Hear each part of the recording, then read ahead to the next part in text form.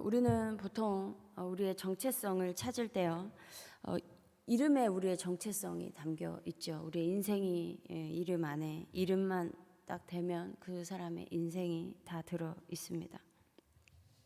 또한 우리의 소속이나 직업에 따라 정체성이 생기기도 해요.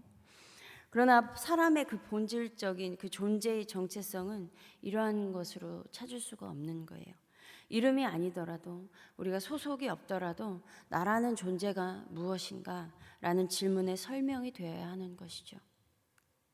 그래서 많은 사람들이 성장을 하면서 하는 질문들이 있어요. 내면에서 나는 누군가, 나는 왜 이 땅에서 살고 있는가, 나는 어디로 와서 어디로 가는가, 이러한 질문을 스스로 하게 되는 시기가 있습니다. 이것이 정체성에 관한 문제예요. 물론 인생은 뭐 그냥 이렇게 살아가는 건가 보다 하고, 하나님을 알지 못하면 그냥 이렇게 살다가 이렇게 가는 거구나 라고 살아가겠지만, 그래서 그러한 정체성이 없으면 그냥 늘 막연한 거예요. 그리고 인생의 공허함을 느끼는 이유가 정체성에 관한 인식이 없기 때문인 것입니다. 오늘 본문은 이스라엘 백성이 정체성을 확고히 하고 있는 말씀이에요. 이스라엘 백성들이 이제 요단강을 다 건넜죠. 이렇게 하나님께서 요단 강물을 말리고 이스라엘 백성들이 그 강을 건넜다는 소문을 들은 가나안 땅 주민들은 마음이 녹아내렸어요. 완전히 용기를 잃고 정신을 잃었습니다. 이 사건을 통해 하나님께서 이미 가나안 땅 주민들의 사기를 완전히 꺾어버리셨어요. 그래서 이스라엘 백성은요, 이제 약속의 땅으로 진격해 들어가기만 하면 되는 것이죠.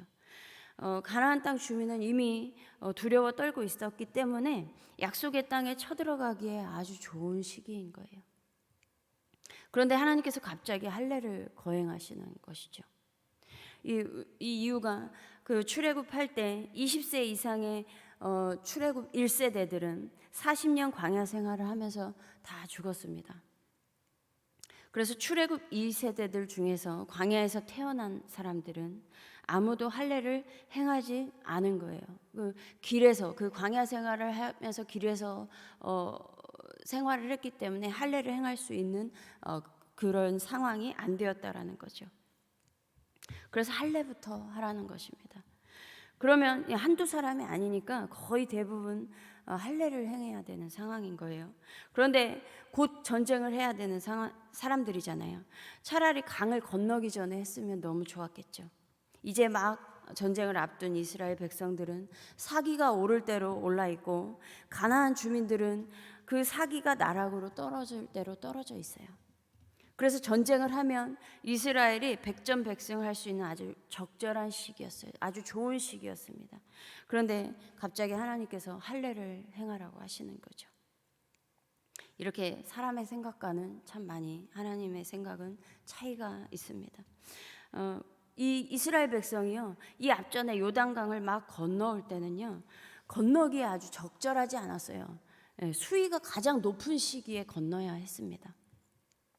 그런데 이번에는 약속의 땅을 차지하기에 아주 좋은 타이밍에 대대적인 할례를 거행해야 했던 것이죠. 이러면 이제 한동안 남자들은, 군인들은 누워 있어야 하는 상황인 거죠. 그러면 100% 하나님을 의지할 수밖에 없는 상황이었던 거예요. 그런데 이스라엘 백성이 하나님께서 명령하신 대로 할례 행하기를 마쳤습니다. 다들 묵묵히 순종했던 것으로 보여요.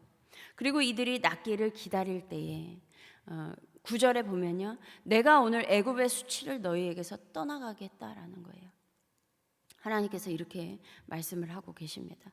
이 애굽에서 노예로 살았던 이 부끄러움, 이 창피하고 부끄러웠던 하나님의 백성이었는데도 노예로 살았던 이 부끄러움이 할례를 하면서 끊어져 버린 거예요. 하나님이 그걸 끊어내신 거예요. 그래서 더 이상 노예였던 과거에 얽매일 필요가 없는 것이죠.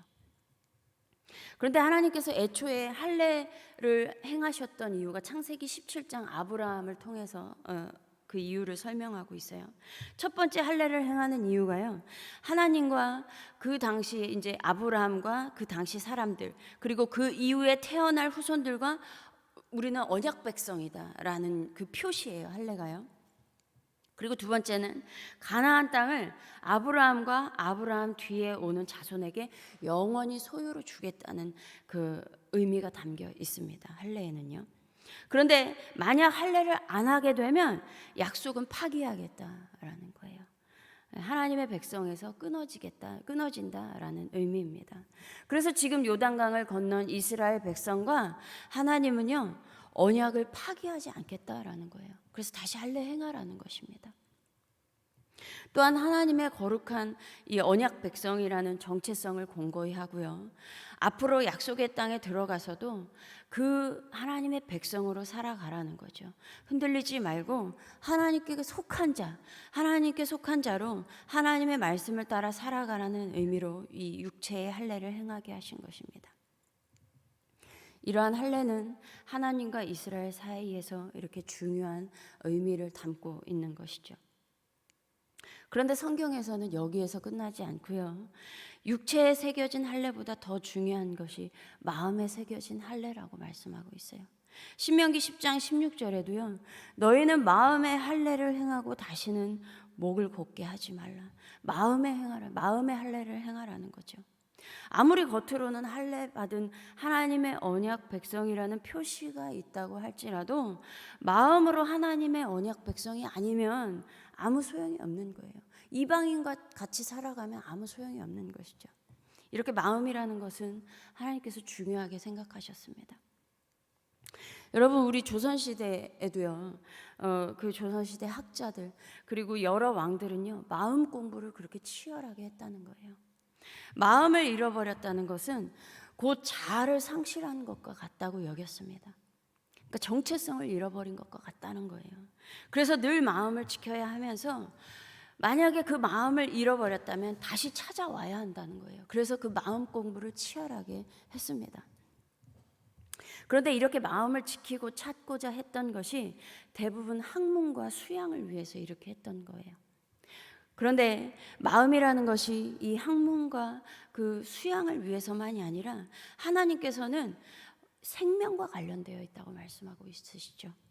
잠언 4장 23절에 모든 지킬 만한 것 중에 더욱 내 마음을 지키라. 생명의 근원이 이에서 남이니라. 이렇게 생명의 근원이 된다는 것입니다. 그래서 마음의 할례를 받는 것 역시 생명을 얻게 된다는 것을 말씀하고 있어요. 신명기 30장 6절에 내 하나님 여호와께서 내 마음과 내 자손의 마음에 할례를 베푸사 너로 마음을 다하며 뜻을 다하여 내 하나님 여호와를 사랑하게 하사 너로 생명을 얻게 하실 것이며, 그래서 마음의 할례를 행해야 한다고 말씀하고 있는 것이었어요. 그런데 출애굽 1세대들을 한번 보세요.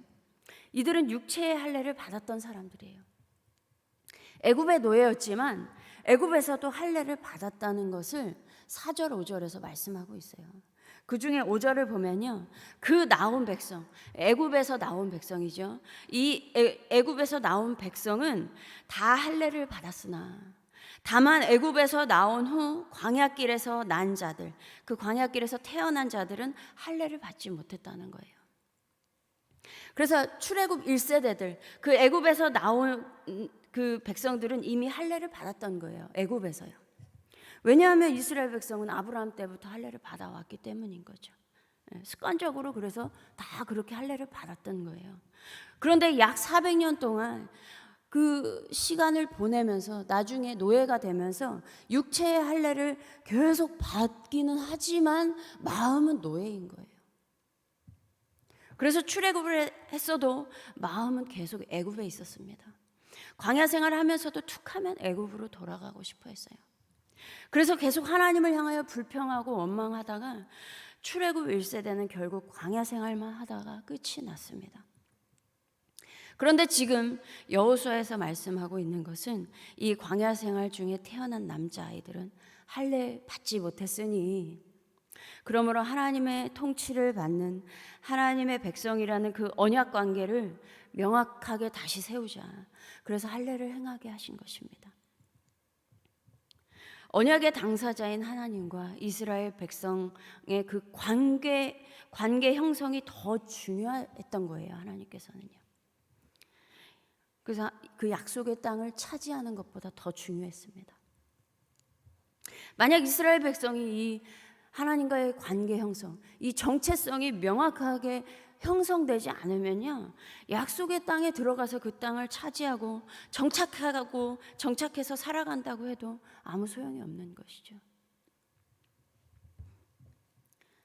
이리저리 마음만 빼앗길 뿐인 거예요. 그래서 하나님께서 백성들에게 할례를 행하게 함으로 그 애굽에서 벗어나지 못했던 그 수치를 벗어버리고 그 노예 근성을 벗어버리고 하나님과 언약을 맺은 백성으로 하나님의 통치 아래서 하나님의 보호를 받으며 살아가자는 것이었습니다. 이것은 우리도 마찬가지죠. 우리도 정체성이 하나님의 백성이라는, 하나님의 자녀라는 그 정체성이 명확하게 자리 잡지 못하면요, 겉으로는 교회에 다니지만요, 그래서 하나님의 자녀 같아요, 겉으로 볼 때는요. 그런데 속으로는요, 이 속사람은 하나님과 아무 상관도 없는 존재인 거예요. 이것도 저것도 아닌 존재인 거죠. 하나님을 섬긴다고 하면서 예배는 드리는데 마음은 늘 세상을 따라가는 그러한 사람일 수 있다는 것입니다. 그러므로 회개하고 하나님께로 돌이켜야 하는 것입니다.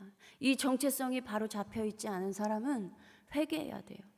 하나님께로 돌이켜야 돼요. 그래서 마음의 할례를 받고 하나님과의 그 언약 관계를 맺어야 하는 것입니다. 바라는 것은 한성교회 한 사람도 빠짐없이 마음의 할례를 받고 하나님의 백성이라는 그 명확한 정체성을 마음에 세우고 앞으로의 남은 인생을 살아가기를 원합니다. 이렇게 마음의 할례를 받으면요, 하나님은 우리의 그 지난날의 수치를 끊어낼 거예요. 그거에 이제 더 이상 얽매일 필요가 없어요. 우리의 죄악들, 우리의 허물들, 그 지난날의 그러한 것들에 더 이상 얽매일 필요가 없는 것이죠. 새롭게 태어난 거예요. 그래서 생명을 하나님은 우리에게 얻게 하실 것이며 우리의 이 땅에서의 삶도 하나님께서 책임져 주시고 이끌어 가실 것입니다. 이러한 은혜가 넘치는 한성교회가 되기를 간절히 소망합니다. 기도하겠습니다. 하나님 감사합니다. 하나님, 우리에게 정말 이방인이었던 우리에게 하나님 우리의 삶 가운데 찾아와 주셔서 하나님 마음으로 믿고 입으로 시인하는 예수를 구원자라고 시인하는 믿음의 사람 되게 하여 주셔서 감사합니다. 하나님, 이 마음의 할례를 받은 자로서 하나님의 백성으로서 하나님의 자녀로서 이 세상을 살아가지만 하나님의 백성으로 이 땅에서 살아가게 하여 주시옵소서. 그래야 해서 이 세상의 풍조에 휩쓸리는 것이 아니라 하나님의 말씀 앞에 굳건히 서서 나아가는 믿음의 사람들로 살아가게 하여 주시옵소서. 그래서 지난날의 그 아픔과 죄악과 상처들과 그러한 허물들이 다 끊어지고 그것에 더 이상 얽매이지 아니하며 하나님 새롭게 우리를 태어나게 하신 그 은혜와 생명으로 하나님 이 세상을 아버지 주 하나님 정말 생명으로 살아가는 우리 모두가 되게 하여 주시옵소서. 감사드리며 우리 주 예수 그리스도의 이름으로 기도드립니다. 아멘.